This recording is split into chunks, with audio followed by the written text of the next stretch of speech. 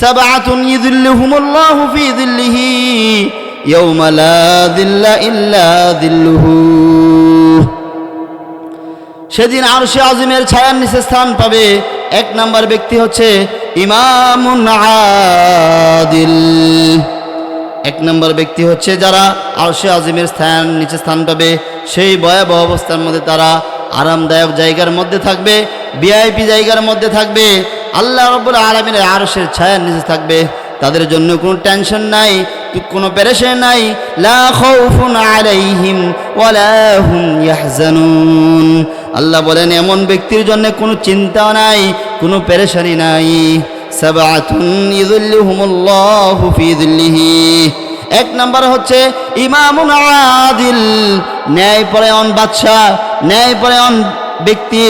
যে ব্যক্তি ন্যায়পরায়ণ হবে, সে বাদশা হোক, হতে পারে সে রাষ্ট্রপ্রধান, হতে পারে সে এমপি, হতে পারে সে মন্ত্রী, চেয়ারম্যান, মেম্বার, এমনকি ঘরের যে কর্তা হবে তিনি এই ইমামুন আদিলের অন্তর্ভুক্ত।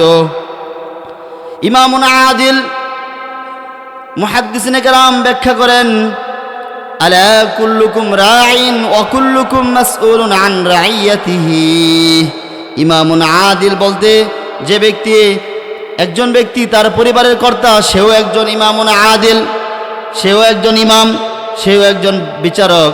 এখন তার সন্তানদের মধ্যে, তার মেয়ে সন্তান, ছেলে সন্তানদের মধ্যে ন্যায় বিচার কায়েম করবে, প্রতিষ্ঠা করবে, এমন ব্যক্তিও আরশে আজিমের ছায়ার নিচে স্থান পাবে। শারীকা লাহু ওয়া নাশহাদু আন্না সাইয়্যিদানা ওয়া সানাদানা ওয়া হাবিবানা ওয়া হাবিবা রাব্বিনা ওয়া তাবিবানা ওয়া তাবিবা কুলুবিনা ওয়া মাওলানা মুহাম্মাদ وعلى آله وأصحابه وبارك وسلم أرسله بالحق بشيرا ونذيرا وداعيا إلى الله بإذنه وسراجا وقمرا منيرا أما بعد فقد قال الله تعالى في كلامه المجيد وفرقان الحميد. فأعوذ بالله من الشيطان الرجيم. بسم الله الرحمن الرحيم.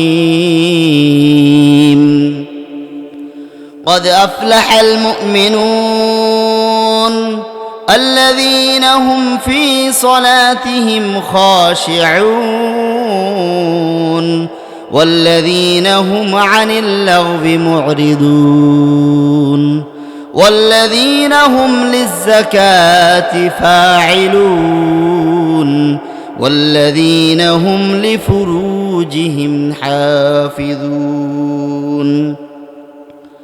وقال رسول الله صلى الله عليه وسلم: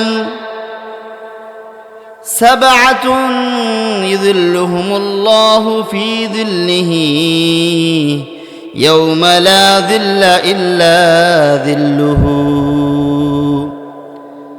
إمام عادل وشاب نشأ في عبادة الله ورجل قلبه معلق في المساجد ورجلان تحابا في الله اجتمعا عليه وتفرقا عليه أو كما قال عليه الصلاة والسلام. بارك الله لنا ولكم في القرآن العظيم ونفعنا وإياكم بالآيات وذكر الحكيم.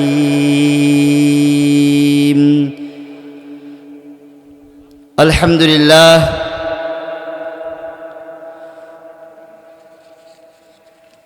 মোহাম্মদপুর মধ্যপাড়া বাইতুন নূর জামে মসজিদের উদ্যোগে আয়োজিত আজকের এই ওয়াজ মাহফিলের সম্মানিত সভাপতি সাহেব মুফাসসিরে কুরআন হযরত মাওলানা আব্দুর রহমান সাহেব দামাত বারাকাতুহুম আলিয়া, উপস্থিত মুরব্বিয়ানে ইজাম,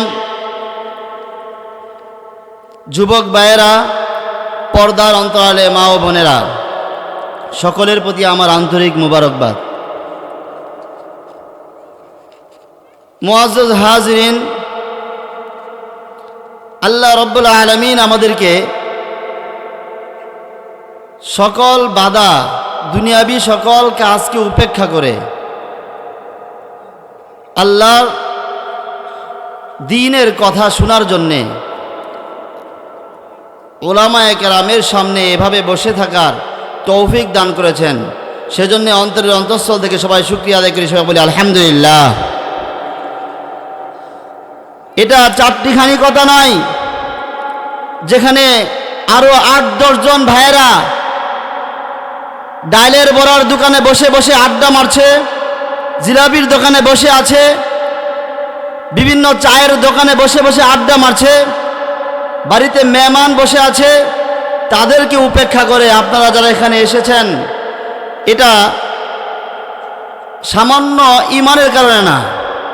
আলহামদুলিল্লাহ, আমি সাক্ষী দিচ্ছি আপনারা যারা এখানে আসছেন, আপনাদের ঈমান অন্যদের তুলনায় অনেক ভালো।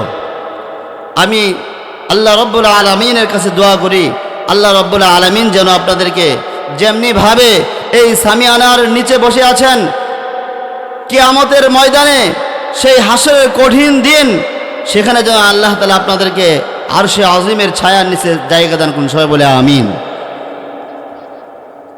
মুহতারাম হাজিরিন, আমি আপনাদের সম্মুখে কুরআন এবং হাদিসের আলোকে সংক্ষিপ্ত আলোচনা করব। অন্যান্য উলামায়ে কেরামগণ সুন্দর সুন্দর নসিহত করেছেন, আমি দেখেছি আপনারা মনোযোগ সহকারে শুনছেন। এইভাবে যতদিন পর্যন্ত মুমিন মুসলমানগণ উলামায়ে কেরামের কথা শুনবে, আল্লাহ রব্বুল আলামিনের রহমত পৃথিবীর বুকে নাজিল হতে থাকবে। তো ধৈর্য ধরে অনেক শুনেছেন, আমি সংক্ষিপ্ত আলোচনা করব।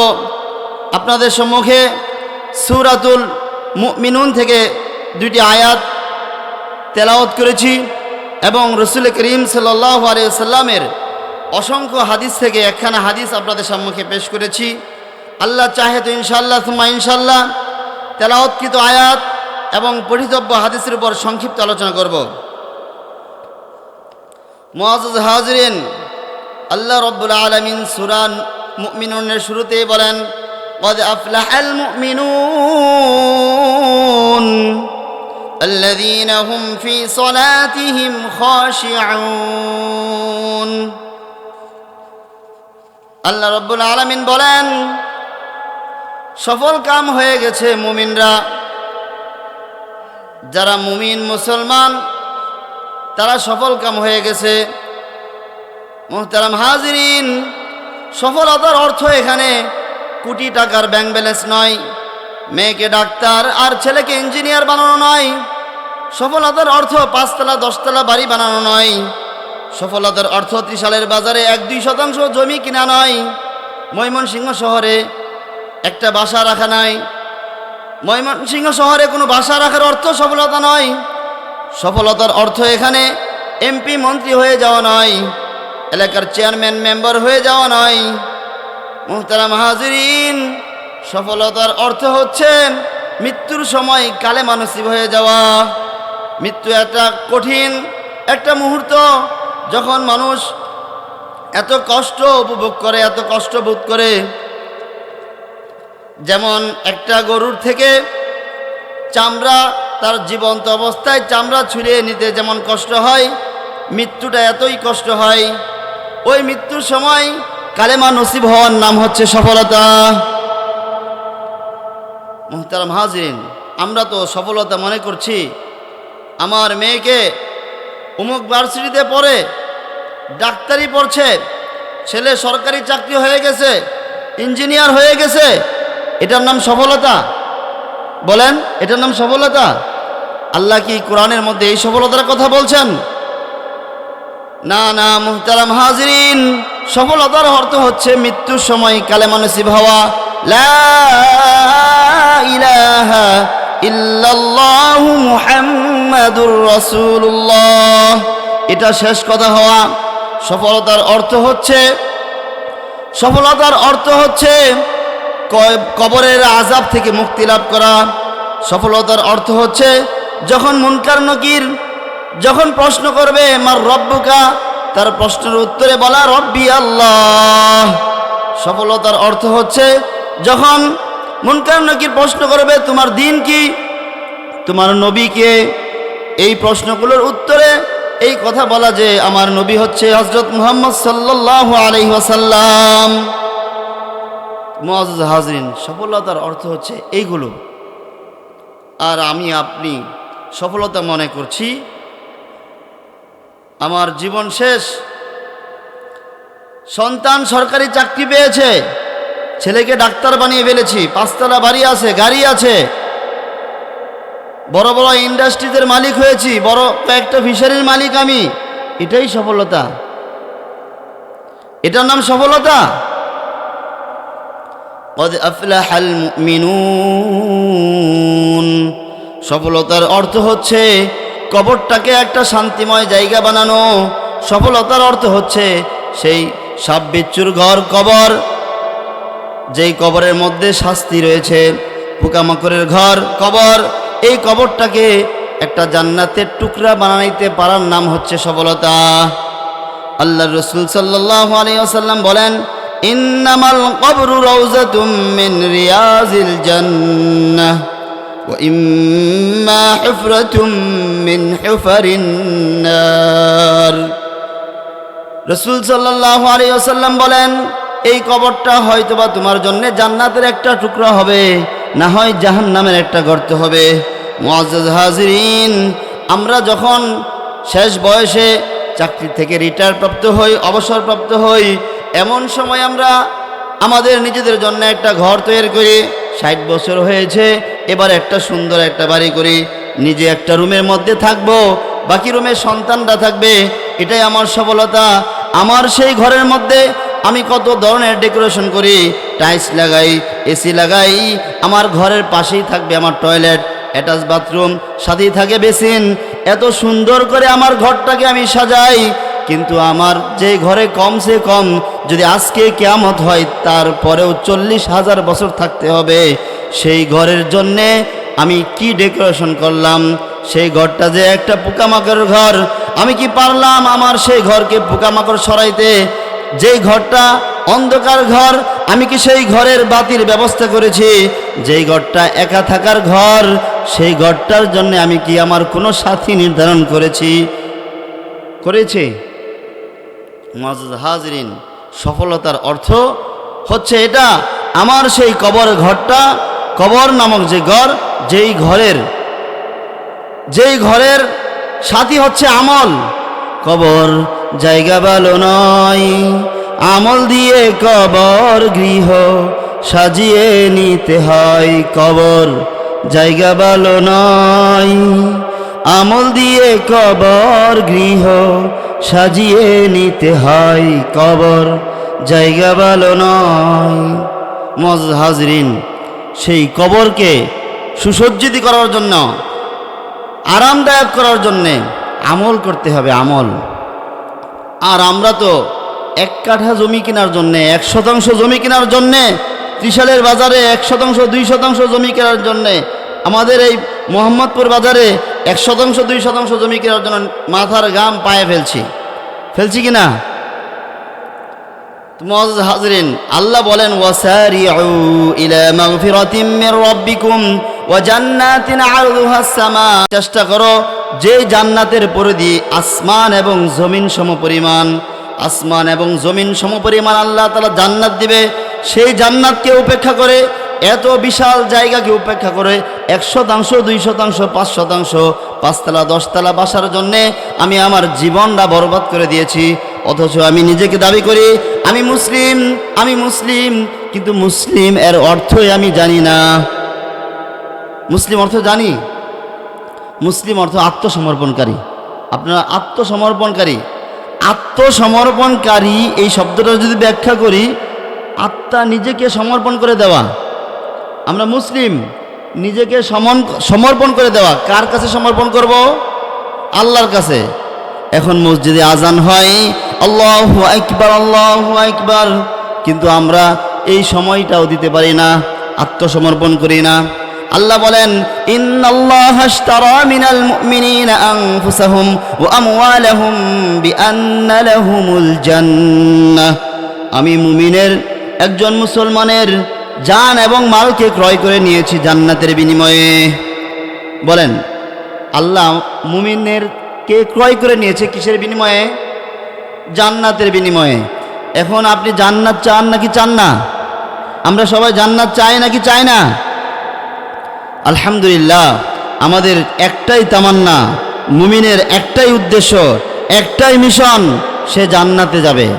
শয়তানের সকল বাধাকে উপেক্ষা করে জান্নাতে যাবে, এটাই আমাদের মিশন। আল্লাহ তাআলা আমাদের সকলকেই জান্নাতে যাওয়ার তৌফিক দান করুন। সবাই বলুন আমিন। তাহলে আমরা যে আল্লাহর কাছে আল্লাহর কাছে বিক্রি হয়ে গেছি জান্নাতের বিনিময়ে। যদি কেউ বিকৃত হয়ে থাকে, বিকৃত পণ্য তার কাছে সমর্পণ করে দেওয়া। আমি যদি আপনার কাছ থেকে কোনো পণ্য ক্রয় করি, মাছ কিনি, সিম কিনি, তাহলে আপনি আমাকে সেটা দিয়ে দেবেন, এটাই হচ্ছে নিয়ম। বিনিময়ে আমি আপনাকে টাকা দিব। এখন আল্লাহ আমাদেরকে জান্নাত দিবেন, বিনিময়ে আমরা কি দিব? আমাদের জান এবং মাল। এই যে মসজিদ আপনারা 2 তলা করবেন, জান্নাতে আপনার বাসা বানাইতে হবে, জান্নাতে বাসা বানাইতে হবে, এটা এখানে বসে বানাতে হবে।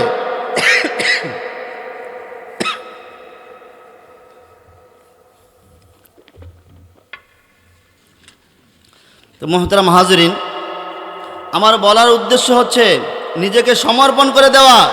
এই যে একটা জানের অর্থ হচ্ছে আপনার পুরা জিন্দিগির সময়টুকুর নামই হচ্ছে জীবন। এই সময়টুকুর নামই জীবন। আমি যদি আমার সন্তান সন্ততির জন্যে, পিতা মাতার জন্যে ঘন্টার পর ঘন্টা কাজ করতে পারি, আমার বিবি বাচ্চার জন্যে 8টার সময় যাই, রাতের 8টার সময় আসি,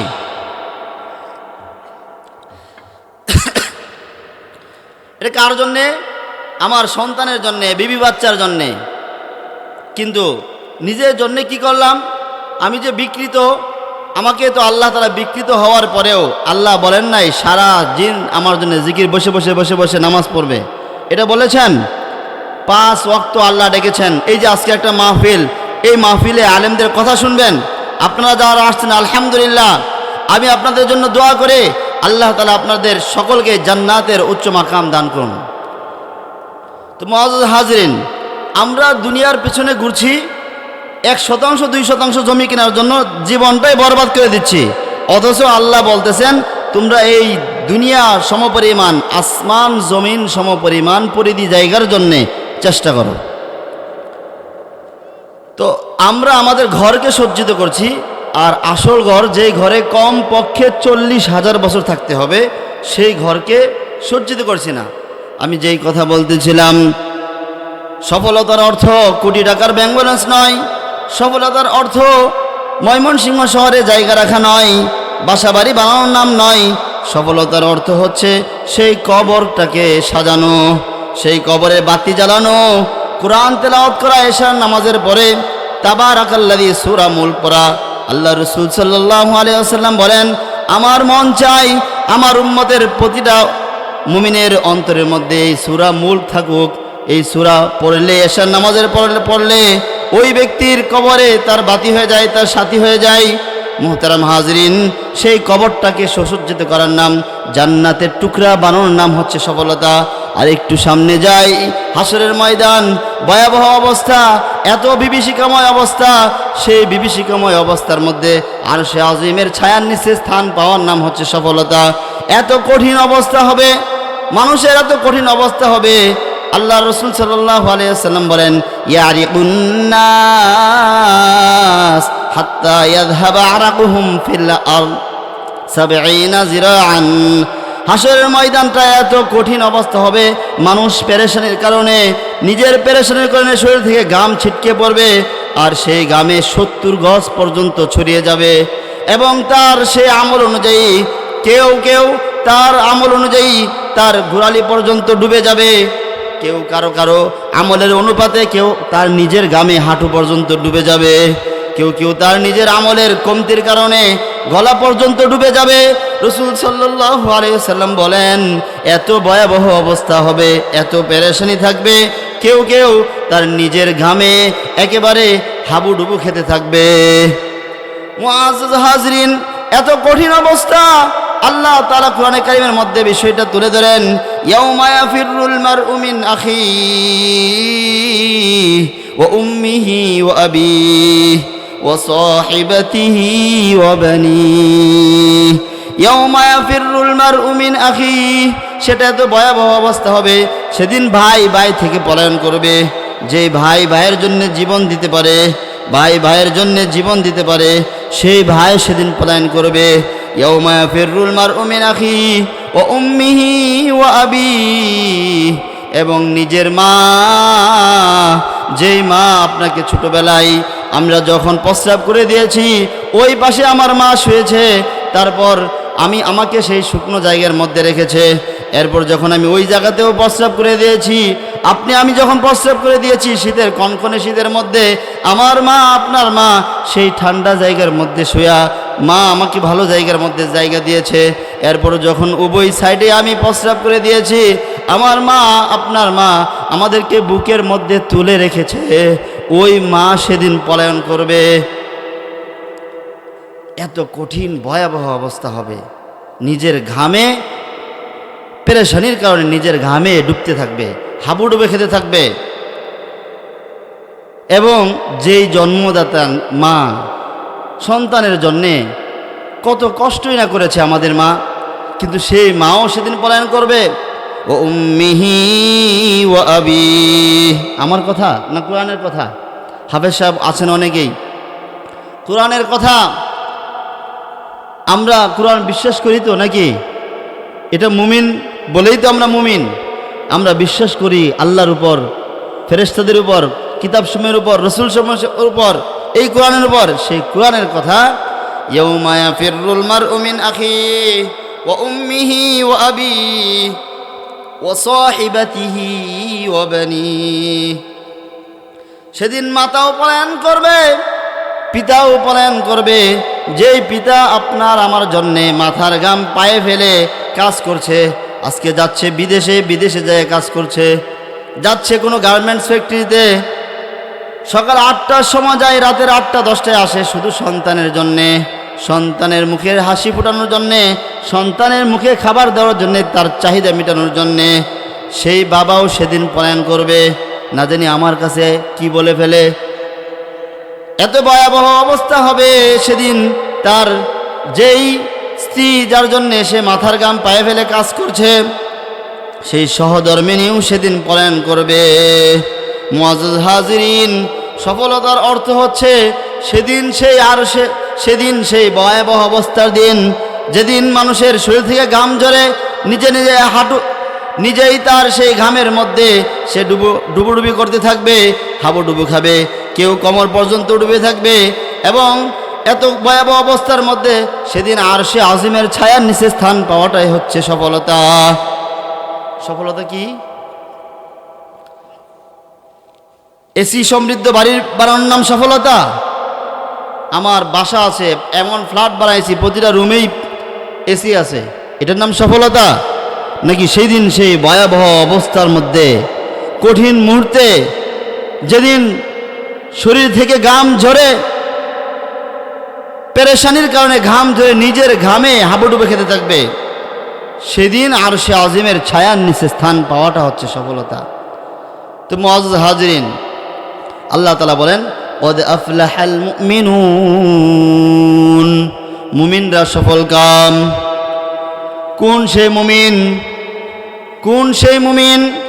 আল্লাহ বলেন কোন সেই মুমিন? রাসূল সাল্লাল্লাহু আলাইহি ওয়াসাল্লাম আবু হুরায়রা রাদিয়াল্লাহু তাআলা থেকে বর্ণিত এক হাদিসের মধ্যে বলেন, বুখারী শরীফের মধ্যেও হাদিস রয়েছে, এটা মুসলিম শরীফেও রয়েছে, তিরমিজি শরীফেও রয়েছে, নাসাই শরীফেও রয়েছে, ইমাম মালিকের মুয়াত্তা মালিক কিতাবের মধ্যেও রয়েছে, প্রায় সব কয়টা হাদিসের কিতাবের মধ্যে রয়েছে। বুখারী শরীফের 660 নম্বর হাদিস, মুসলিম শরীফের 1031 নম্বর হাদিস, ইমাম মুয়াত্তা মালিক রহমতুল্লাহি আলাইহির কিতাবের 1777 নম্বর হাদিস। এই হাদিসটা এত গুরুত্বপূর্ণ, এই জন্যে কোনো লেখকই কোনো মুসান্নিফি এই হাদিসকে বাদ দেন নাই। হযরত আবু হুরায়রা রাদিয়াল্লাহু তাআলা আনহু থেকে বর্ণিত, সেদিন সেই ভয়াবহ অবস্থার মধ্যে 7 ধরনের লোক, 7 ধরনের মুমিন ব্যক্তিরা আরশে আজিমের ছায়ার নিচে স্থান পাবে। 1 নাম্বার, সাবআতুন ইযিল্লুহুমুল্লাহু ফি যিল্লিহি ইয়াওমা লা যিল্লা ইল্লা যিল্লুহু।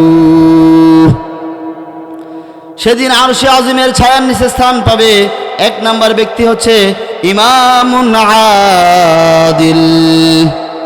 1 নম্বর ব্যক্তি হচ্ছে যারা আরশে আজিমের ছায়ার নিচে স্থান পাবে, সেই ভয়াবহ অবস্থার মধ্যে তারা আরামদায়ক জায়গার মধ্যে থাকবে, ভিআইপি জায়গার মধ্যে থাকবে, আল্লাহ রাব্বুল আলামিনের আরশের ছায়ার নিচে থাকবে। তাদের জন্য কোনো টেনশন নাই, কোনো পেরেশানি নাই। লা খাউফুন আলাইহিম ওয়ালা হুম ইয়াহজানুন। আল্লাহ বলেন এমন ব্যক্তির জন্য কোনো চিন্তা নাই, কোনো পেরেশানি নাই। সাবআতুন ইযিল্লুহুমুল্লাহু ফি যিল্লিহি। 1 নাম্বার হচ্ছে ইমামুন আদিল, ন্যায়পরায়ণ বাদশাহ, ন্যায়পরায়ণ ব্যক্তি। যে ব্যক্তি ন্যায়পরায়ণ হবে, সে বাদশাহ হোক, হতে পারে সে রাষ্ট্রপ্রধান, হতে পারে সে এমপি, হতে পারে সে মন্ত্রী, চেয়ারম্যান, মেম্বার, এমনকি ঘরের যে কর্তা হবে তিনি এই ইমামুন আদিলের অন্তর্ভুক্ত। ইমামুন আদিল মুহাদ্দিসিনে কেরাম ব্যাখ্যা করেন, আলা কুল্লুকুম রাঈন ওয়া কুল্লুকুম মাসউলুন আন রাইয়াতিহি। ইমামুন আদিল বলতে যে ব্যক্তি, একজন ব্যক্তি তার পরিবারের কর্তা, সেও একজন ইমামুন আদিল, সেও একজন ইমাম, সেও একজন বিচারক। এখন তার সন্তানদের মধ্যে, তার মেয়ে সন্তান, ছেলে সন্তানদের মধ্যে ন্যায় বিচার কায়েম করবে, প্রতিষ্ঠা করবে, এমন ব্যক্তিও আরশে আজিমের ছায়ার নিচে স্থান পাবে। এটার মধ্যে আমরা সবাই আসতে পারি। মুহতারাম হাজরিন, আজকে আমরা ইমামুন আদিল অর্থ যদি রাষ্ট্রপ্রধান হতো, তাহলে মাত্র 210টা না কয়টা দেশ আছে এরাই থাকতো। কিন্তু এটা তো তাদের জন্যই শুধু প্রযোজ্য না, এটা প্রতিটা মুমিনের জন্যে, প্রতিটা মুসলমানের জন্যে এই হাদিস। আলা কুল্লুকুম রাঈন, প্রত্যেকেই, আমরা প্রত্যেকেই হচ্ছি দায়িত্বশীল, আমরা প্রত্যেক ব্যক্তি দায়িত্বশীল। আমি বড় ভাই, আমার ছোট বোনের দায়িত্ব আমার কাছে, আমি বাবা, আমার সন্তান সন্ততির দায়িত্ব আমার কাছে, বিবি বাচ্চার দায়িত্ব আমার কাছে। তারা নামাজ পড়ছে না, তাদেরকে নামাজের তাকিদ দেওয়াটা আমার দায়িত্ব। আমি মোবাইল কিনে দিলাম, অ্যান্ড্রয়েড সেট কিনে দিলাম, আর হুজুরের কাছে এসে বললাম, হুজুর ছেলে কথা শুনে না, দুষ্ট আমার, আমাকে শাসন করতে হবে। শাসনের লাঠি কখনো ঘর থেকে সরানো যাবে না। সন্তানকে আমরা এখন অনেক বেশি আদর করি, আদরও করতে হবে, শাসনও করতে হবে, ন্যায় বিচার প্রতিষ্ঠা করতে হবে। মুআজ্জাজ হাজিরিন, প্রথম ব্যক্তি হচ্ছে ওই ব্যক্তি যে আরশে আজিমের ছায়ার নিচে স্থান পাবে। সেই কঠিন মুহূর্তে আরশে আজিমের ছায়ার নিচে স্থান পাবে এমন ব্যক্তি হচ্ছে ওই ব্যক্তি যে তার পরিবারের মধ্যে ন্যায় বিচার কায়েম করে। ওই ব্যক্তি, যে ব্যক্তি তার, যে এমপি তার থানার মধ্যে ন্যায় বিচার কায়েম করে। ওই চেয়ারম্যান সাহেব যে তার ইউনিয়নের মধ্যে ন্যায় বিচার কায়েম করে, ওই ব্যক্তি আরশে আজিমের ছায়ার নিচে স্থান পাবে। 2 নাম্বার হচ্ছে অশাবুন নাশা ফি ইবাদাতিল্লাহ। 2 নাম্বার হচ্ছে এমন ব্যক্তি, ওই যুবক, যে যুবক যৌবনকালে আল্লাহর ইবাদতে মশগুল থাকে, যে যুবক যৌবনকালে আল্লাহর ইবাদতে মশগুল থাকে। আল্লাহ রাব্বুল আলামিনের কাছে যুবক বয়সের এই যৌবনকালের ইবাদত আল্লাহ তাআলার কাছে অতি প্রিয়, অনেক বেশি প্রিয়। আল্লাহ তাআলা ভালোবাসেন যৌবনকালের ইবাদত। মুআজ্জাজ হাজিরিন, আজকে আমরা এই যৌবনকালকে নষ্ট করে দিয়েছি। আমাদের যুবক ভাইয়েরা, আমাদের এই যুবক ভাইয়েরা আমাদের এই সময়ে যৌবনকালকে নষ্ট করে দিয়েছে। মোবাইলের পেছনে ফিরে ফেসবুক চালায়, মাদকাসক্ত, নেশাদ্রব্য পান করে, বিভিন্ন ধরনের অশ্লীল নাটক সিনেমা দেখে এবং অশালীন ভাষায় চলে এবং যেই সম্পর্ক জায়েজ নয় এমন এমন সম্পর্ক কায়েম করে তাদের সময় ব্যয় করছে। অথচ এই সময়ে আল্লাহ তাআলার কাছে প্রিয় হচ্ছে তার ইবাদত। আল্লাহ তাআলা যৌবনকালের ইবাদত এত বেশি পছন্দ করেন যার কারণে ওই ব্যক্তিকে আরশে আজিমের ছায়ার নিচে স্থান দিবেন। এক হাদিসের মধ্যে রাসূল সাল্লাল্লাহু আলাইহি ওয়াসাল্লাম বলেন, ইগতানিম খামসান ক্বাবলা খামসিন, তোমরা 5টা বিষয়কে 5টা বিষয়ের পূর্বে গনিমত মনে করো।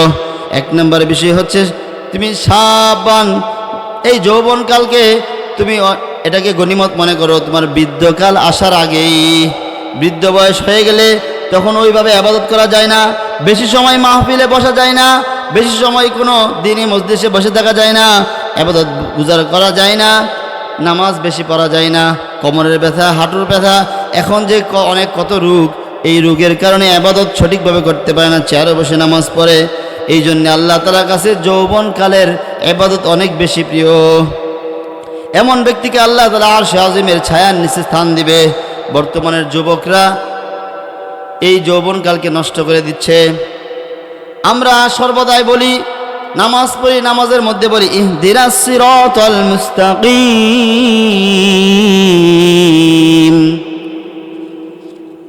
আমরা বলি না? আমরা যখনই নামাজ পড়ি, সপ্তাহে একদিন হলেও নামাজ পড়ি, নামাজ যখন পড়ি সূরা ফাতিহা পড়ি, সূরা ফাতিহা যখন পড়ি ফাতিহার মধ্যে বলি ইহদিনাস সিরাতাল মুস্তাকিম, হে আল্লাহ আমাকে সরল সঠিক পথ দেখাও। এটার তর্জমা আমরা সবাই জানি, স্কুলে পড়লেও জানে, মাদ্রাসা পড়লে তো জানেই। আমাদেরকে কিসের পথ দেখাও? সরল সঠিক পথ। কবিতা আছে, সরল সঠিক পথ যে পথে তোমার প্রিয়জন গেছে চলি, যে পথে তোমার, মুখে বলি যে পথে তোমার প্রিয়জন গেছে চলি, সেই পথ দেখাও, কিন্তু কাজে কর্মে আমরা সেই পথে চলি না। এবার বলেন আল্লাহর প্রিয়জন কারা?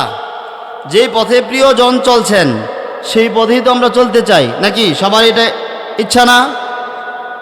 ওই পথেই যদি আমরা চলি তাহলে জান্নাতের পথ পাব। অন্য পথে গেলে জান্নাতের পথ পাওয়া যাবে না। আমাদের মুখের ভাষা হচ্ছে ইহদিনাস সিরাতাল মুস্তাকিম সিরাতাল লাযীনা আন'আমতা আলাইহিম, আপনি যাদেরকে নিয়ামত দিয়েছেন সেই নিয়ামত প্রাপ্ত ব্যক্তিদের পথে আমাদেরকে পরিচালিত করুন। এটা যুবক ভাইয়ের কথা, বৃদ্ধ বাবার কথা, ছোট বাচ্চার কথা, সবার কথা। যে পথে আপনার প্রিয়জন চলে গেছে সে পথে আমাদেরকে চালান। যে পথে যাদেরকে আপনি ধ্বংস করেছেন ইহুদি খ্রিস্টান, তাদের পথে আমাদেরকে চালায়েন না। এটা আমাদের সব সময়ের কথা, প্রতিদিনের কথা। যারা নামাজ পড়ছি, 5 ওয়াক্ত নামাজ পড়ছি, তারা তো দৈনিক কয়েকবার বলছি,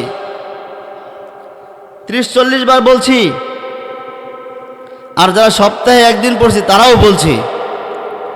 এটা আমাদের মুখের ভাষা, কিন্তু আমরা, আমাদের যুবক ভাইয়েরা, আমরা তাদের পথে চলছি না। নিজেরা বলছি তাদের পথে চালান, কিন্তু আমরা চলছি বিভিন্ন খেলোয়াড়দের পথে, সিনেমার নায়ক নায়িকাদের পথে, ক্রিকেটারদের পথে, ইহুদি খ্রিস্টান, মেসি, আরও কয়েকজন প্লেয়ার আছে নাম জানা নাই, এদের মতো করে তাদের পথে হাঁটছি। আল্লাহর কাছে বলি আমাদেরকে চালান, আপনার প্রিয়জন যে পথে চলেছেন সেই পথে। আল্লাহর প্রিয়জন কারা? নবী, ওলি, বুজুর্গ ব্যক্তি, এরাই তো আল্লাহর প্রিয়জন। নাকি ওই আর্জেন্টিনার মেসি, ওনার আল্লাহর প্রিয়জন?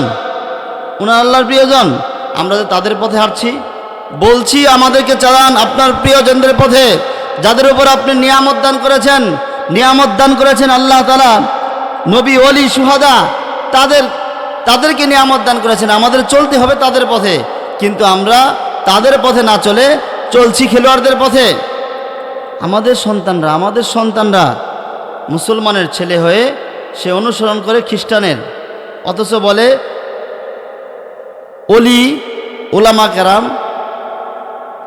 নবী, শুহাদাদের পথে আমাদেরকে পরিচালিত করুন। এটা আমাদের প্রতিদিনের ভাষ্য, কিন্তু আমরা চলি তাদের পথে। ওদের চুলের কাটিং যেই তরিকায়, আমি চাই আমার চুলের কাটিং সেই তরিকায় করার জন্য। তাহলে এটা কি আমার হইল? আমি বলছি আমার নবীর পথে চালাও, উলামায়ে কেরামের পথে চালাও, যেই পথে তোমার প্রিয়জন চলে গেছে সেই পথে আমাকে চালাও। তাহলে আমার চুলের কাটিং কেন মেসির মতো হবে? অভিশপ্ত ব্যক্তি, এরা তো অভিশপ্ত, ইহুদি খ্রিস্টান। আমার পোশাক হবে তার মতো, আমি যার মতো করে চাচ্ছি। যাদের উপর আল্লাহ নিয়ামত দান করেছেন তার পোশাক কি বলেন, আপনারা বলেন? তার মুখের কাইফিয়ত কি? মুখে দাড়ি। এখন তো কেউ কেউ দাড়িও রাখে মুহাম্মদ সাল্লাল্লাহু আলাইহি ওয়াসাল্লামের অনুসরণে না, ওনার অনুসরণে দাড়ি রাখে খেলোয়াড়দের অনুসরণে। তাহলে বলেন, মুখে বলি আমাকে পরিচালিত করুন তাদের পথে যাদের উপর আপনি নিয়ামত দান করেছেন, কিন্তু কাজে কর্মে আমরা চলছি ইহুদি খ্রিস্টানদের পথে, যেই পথে ধ্বংস, যেই পথ, যাদের পথ জাহান্নামের পথ। আজকে আমরা জাহান্নামের পথে আমরা হাঁটছি, আমাদের সন্তান হাঁটছে, এটা কে ফিরাবে? আমাকে ফিরাইতে হবে। আমাদের দেশের কোনো কোনো অঞ্চলে চেয়ারম্যান সাহেবের পক্ষ থেকে নিষেধ সেলুনের মধ্যে যে কারো চুল এইভাবে কাটিং করে দেওয়া যাবে না। ইহুদি খ্রিস্টানদের মতো করে কাটিং দেয় আর বলে আমাকে চালাও ওলিদের পথে, নবীদের পথে। এটা মুনাফিকি কথা। আজকের যুবকরা সেভাবে চলছে, সেভাবে হাঁটছে, মুখের দাড়ি কাটে, সেটা ফ্যাশন করে। আল্লাহ তাআলা আমাদের সকলকে তৌফিক দান করুন রাসূল সাল্লাল্লাহু আলাইহি ওয়াসাল্লামের পথে হাঁটার জন্যে। তো মুআজ্জাজ হাজিরিন, ওয়াশাবুন নাশা ফি ইবাদাতিল্লাহ, যে যুবক আল্লাহর রাসূলের সুন্নত অনুযায়ী চলবে, যে যুবক এই যৌবনকালে ইবাদত বন্দেগী করবে, ওই যুবক সেদিন আরশে আজিমের ছায়ার নিচে স্থান পাবে। আর আল্লাহ রাসূল সাল্লাল্লাহু আলাইহি ওয়াসাল্লাম বলেন, মান তাশাব্বাহা বিকওমিন ফাহুয়া মিনহুম, আর যে ব্যক্তি কোনো জাতির অনুসরণ করে, তার সাদৃশ্যতা অবলম্বন করে, আল্লাহ তাআলা তাকে সেই জাতির অন্তর্ভুক্ত করে দেন। নাউজুবিল্লাহ। আমরা মুমিন, আল্লাহ তাআলা আমাদেরকে মুমিন হিসেবেই কবুল করুন, সবাই বলি আমিন। 3 নাম্বার ওই ব্যক্তি যাকে আরশে আজিমের ছায়ার নিচে স্থান দিবেন, আর ওই ব্যক্তি সফলকাম ব্যক্তি। ওয়ারাজুলুন কলবুহু মুআল্লাকুন ফিল মাসাজিদ। 3 নাম্বার ব্যক্তি হচ্ছে ওই ব্যক্তি যে জোহরের নামাজ মসজিদে একবার পড়েছে, বাড়িতে যে কাজ করছে, সংসারের কাজ করছে, কিন্তু মনটা আনচান করছে। কখন আবার মুয়াজ্জিনে মসজিদে আজান দিবে, আজান শুনে আবার আমি আল্লাহর ডাকে সাড়া দিয়ে মসজিদে গিয়ে নামাজ করব, মসজিদে গিয়ে নামাজ আদায় করব, এরকম মনটা আনচান করতে থাকে। আসরের নামাজ আদায় করছে, আসরের নামাজ আদায় করে বাড়িতে গিয়ে পারিবারিক কাজ সারছে, কিন্তু মন তার মসজিদে। কখন আবার মুয়াজ্জিন সাহেব আল্লাহু আকবার ধ্বনি দেবে, মসজিদের মিনারে আল্লাহু আকবার ধ্বনিতে প্রতিধ্বনিত হবে, আমি সাথে সাথে গিয়ে আবার নামাজ আদায় করব। এটা হচ্ছে 3 নাম্বার ব্যক্তি, সফলকাম ব্যক্তি, আরশে আযমের নিচে স্থান অর্জনকারী ব্যক্তি। আমরা চাই সবাই আরশে আযমের ছায়ার নিচে স্থান অর্জন করতে। কে কে চাই হাত তুলি। আল্লাহ তাআলা প্রত্যেককে আরশে আযমের ছায়ার নিচে জায়গা দান করুন, সবাই বলে আমিন। তো 3 নাম্বার ব্যক্তি হচ্ছে রাজুলুন কলবুহু মুআল্লাকুন ফিল মাসাজিদ। 3 নাম্বার ব্যক্তি হচ্ছে ওই ব্যক্তি যার অন্তরটা ঝুলন্ত থাকে মসজিদে, ঝুলন্ত থাকে মসজিদে। কিন্তু আজকে আমাদের অত্যন্ত দুঃখ এবং পরিতাপের বিষয়, আমাদের মন যদি মসজিদেও আসি ঝুলন্ত থাকে দোকানপাটে, চায়ের দোকানে। যারা মসজিদে আসি না তো আসিই না, যারাও আসি মসজিদে মন ঝুলন্ত থাকে না। উল্টা, মসজিদে আসলে বাড়ির মন, মসজিদে আসলে চায়ের দোকানে, চায়ের দোকানে টেলিভিশন, সবাই গল্পগুজব করছে, আড্ডা মারছে, সেখানে মন ঝুলন্ত থাকে। এবার বলেন আমার মধ্যে অনেক পার্থক্য কিনা? যে ব্যক্তি আরশে আযমের ছায়ার নিচে স্থান পাবে, তার অবস্থা আর আমার অবস্থা একেবারে বিপরীতমুখী না? হতে হবে বাড়িতে গেলে মসজিদে মন থাকবে, জ্বলন্ত থাকবে মসজিদে মন। উল্টা, মসজিদে আসলে মন থাকে বাড়িতে। তো সেজন্য আমাদের হুঁশিয়ার হতে হবে। আমাকে সেই যদি আরশে আযমের ছায়ার নিচে স্থান দখলকারী অর্জনকারী ব্যক্তি হিসেবে নিজেকে গড়তে চাই, তাহলে আমার মনটা সেরকমই করতে হবে। আল্লাহ রসুল সাল্লাল্লাহু আলাইহি ওয়াসাল্লাম এক হাদিসের মধ্যে বলেন, আবগাযুল বিলাদি ইলাল্লাহি তাআলা আস-সুক ওয়া আহাব্বুল বিলাদি ইলাল্লাহি তাআলা আল মাসাজিদ। আল্লাহ রসুল সাল্লাল্লাহু আলাইহি ওয়াসাল্লাম বলেন, আল্লাহ তাআলার কাছে সবচেয়ে পছন্দনীয় জায়গা হচ্ছে মসজিদ এবং সবচেয়ে নিকৃষ্ট জায়গা হচ্ছে বাজার দোকানপাট। এই হাদিস আমরা অনেকবার শুনেছি, একটু উপলব্ধি করি। আল্লাহর পছন্দনীয় জায়গা মসজিদ আর অপছন্দনীয় জায়গা হচ্ছে দোকানপাট বাজারঘাট। অথচ সেই অপছন্দনীয় জায়গার মধ্যে বেশি বেশি ঘোরাফেরা করছি, পছন্দনীয় জায়গার মধ্যে ঘোরাফেরা করছি না। সেখানে আসলেও ঘড়ি দেখি, যারাও নামাজ পড়ি, আর কয় মিনিট আছে, ইমাম সাহেব তো এখন আসছে না, ইমাম সাহেব কই গেল, 10 সেকেন্ড 20 সেকেন্ড দেরি হয়ে গেছে। ডিজিটাল ঘড়ি সহজেই ধরা যায়, 10 সেকেন্ড 20 সেকেন্ড হয়ে গেছে, ইমাম সাহেব এখন আসছে না, তাই এদিক সেদিক তাকাতাকি করছে। অথচ সেখানে বসে জিকির আজগার করতে পারতো, সুবহানাল্লাহ বলতে পারতো, ইবাদত করতে পারতো, 2 রাকাত নামাজ পড়তে পারতো। আজকে আমাদের মসজিদে মন নাই, বরং আমাদের মন হচ্ছে বাজার ঘাটে। মসজিদে আসলে বাজারে মন থাকে, অথচ আরশে আযমের ছায়ার নিচে স্থান অর্জনকারী ব্যক্তির একটা গুণ হচ্ছে, সে বাড়িতে থাকলে বাজার ঘাটে থাকলে তার মন ঝুলন্ত থাকবে মসজিদে। আবগাযুল বিলাদি ইলাল্লাহি তাআলা আস-সুক ওয়া আহাব্বুল বিলাদি ইলাল্লাহি তাআলা আল মাসাজিদ। আমরা কি আমাদের এই উল্টো মনকে ঠিকঠাক করবো ইনশাল্লাহ? সবাই ইনশাল্লাহ ঠিক করব। আমাদের আজকের প্রধান আলোচক চলে এসেছেন, আমি আর বেশি সময় নিব না। যে 7 প্রকারের লোক ছিল আরশে আযীমের ছায়ার নিচে স্থান অর্জনকারী ব্যক্তি, তাদের মধ্যে 3 নম্বর ব্যক্তি হচ্ছে যে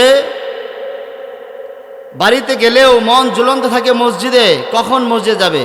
4 নাম্বার, রাজুলানে তাহাব্বা ফিল্লাহি আযজা ওয়া জাল্লা। একজন মানুষ সে ভালোবাসে আরেকজন মানুষকে, এটা আল্লাহর জন্যে। একজনকে ভালোবাসে আল্লাহর জন্যে, শত্রুতা পোষণ করে আল্লাহর জন্যে। কিন্তু আজকে আমরা আল্লাহর জন্যে কাউকে ভালোবাসি না। যদি আল্লাহর জন্যে ভালোবাসতাম, তাই সবচেয়ে বেশি ভালোবাসতাম মসজিদের ইমাম সাহেবকে। আল্লাহর জন্য যদি ভালোবাসতাম, সবচেয়ে ভালোবাসতাম আজকের আমাদের এই প্রধান বক্তা সাহেবকে। কিন্তু আমরা ভালোবাসি টাকা বেশি কার? টাকা বেশি কার? যে আমাকে টাকা বেশি দেবে সেখানেই সিল লাগবে।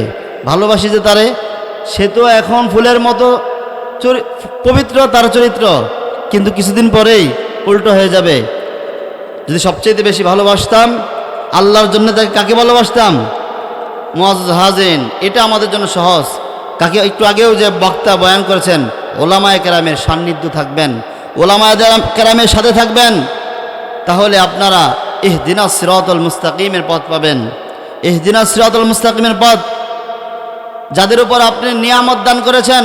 আল্লাহ বলেন নাই, আমরা আল্লাহ তাআলার কাছে যখন চেয়েছি আমাদেরকে সরল সঠিক পথ দেখান, এটার পড়ার পরে বলেছি সরল সঠিক পথ কোরআনের পথ নয়, সরল সঠিক পথ যাদের উপর নিয়ামত দিয়েছেন সেই পথ, এটাই সরল সঠিক পথ।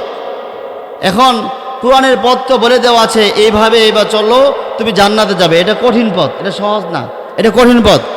আজকে যদি আমি আপনাকে বলে দেই চিনা না ত্রিশালের বাজার কোথায়, আপনাকে বলে দেই উত্তর দিকে যাবেন, তারপরে দক্ষিণ দিকে একটা চড়ুই গাছ দেখবেন, এরপরে দেখবেন একটা পুকুর, তারপরে সোজা চলে যাবেন, এরকম আরও কিছু প্যাচ দিয়ে কথা বলি, এটা আপনার জন্য কঠিন হবে না? বলেন, এটা কঠিন হবে না? যদি বলি এই যে ড্রাইভার সাহেব যাচ্ছে, এই গাড়ির পিছনে আপনার গাড়ি ছেড়ে দেন, উনি যেখানে যাইবে ওইখানেই ত্রিশালের বাজার, তাহলে এটা আপনার জন্য সহজ না? এটাই সহজ। এই জন্য আমরা যেহেতু আল্লাহ তাআলাকে সহজ সরল পথ দেখান। 4 নাম্বার হচ্ছে একজন আরেকজনকে মহব্বত করবে আল্লাহর জন্যে। 5 নাম্বার হচ্ছে যে কোনো ব্যক্তি, কোনো মেয়ে, কোনো যুবককে প্রপোজ করলো, ফুল দিল, আই লাভ ইউ, আমি তোমাকে ভালোবাসি। সে এর বিপরীতে বলল ইন্নী আখাফুল্লাহ, আমি আল্লাহকে ভয় করি। সে বলল চলো আজকে 14 ফেব্রুয়ারি অমুক জায়গায় চলো, ফুল আদান প্রদান হবে। আর সে বলল আমি আল্লাহকে ভয় করি। এই ব্যক্তি আরশে আজিমের ছায়ার নিচে স্থান পাবে। মোবাইলে মেসেজ পাঠাইলো, সে রিপ্লাই দিল না, এই ব্যক্তি আরশে আজিমের ছায়ার নিচে স্থান পাবে। যদি দুঃসম্পর্কের যাদেরকে বিবাহ করা জায়েজ এমন মহিলারা তাকে মেসেজ করে আর সে বলে আমি আল্লাহকে ভয় করি, এই ব্যক্তিও আরশে আজিমের ছায়ার নিচে স্থান পাবে।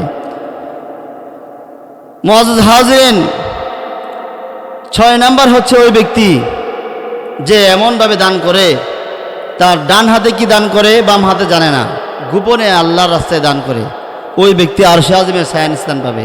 এবং 7 নাম্বার ব্যক্তি হচ্ছে ওই ব্যক্তি যে জিকির করে জিকির করতে থাকে, গোপনে বসে বসে জিকির করে, ঘরের এক কোণে বসে জিকির করে, মসজিদের এক কোণে বসে জিকির করে এবং তার চোখ দিয়ে অশ্রু ঝরে, এই ব্যক্তি আরশে আজিমের ছায়ার নিচে স্থান পাবে। আল্লাহ তাআলা আমাদের সকলকেই আরশে আজিমের ছায়ার নিচে স্থান পাওয়ার তৌফিক দান করুন। আমিন। ওয়া আখির দাওয়ানা আলহামদুলিল্লাহি রাব্বিল আলামিন।